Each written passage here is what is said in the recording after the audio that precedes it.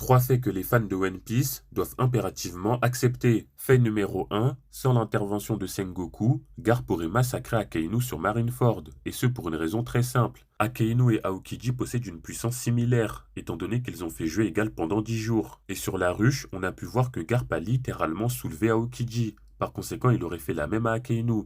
Fait numéro 2, non, Marco n'est pas un personnage possédant une faible endurance. En effet, il y a beaucoup de gens qui pensent que Marco n'est pas endurant à cause de ce panel, dans lequel on nous dit qu'il est à bout de force. Mais il faut quand même rappeler que Marco a combattu à lui tout seul pendant une très longue période, King et Queen en un contre deux, tout en protégeant et soignant tous les samouraïs de l'Alliance. Donc bien évidemment qu'après ça, Marco est épuisé. Et encore car l'épuisement en question n'a duré que quelques instants, étant donné que juste après, Marco se relève pour sauver Zoro en bloquant une attaque de King. Et Marco continuera à combattre durant tout le reste de la bataille, et à la fin, il sauvera Nami en bloquant une attaque de Kaido. Et enfin, fait numéro 3, Kizaru est vraiment très faible offensivement. Et on l'a vu à plusieurs reprises durant l'arc Egghead. Kizaru est parti jusqu'au Bangladesh pour charger une attaque sur plusieurs kilomètres, et pourtant il a fait 0 dégâts à Luffy Gear Neckman, car c'est la barrière qui lui a fait mal.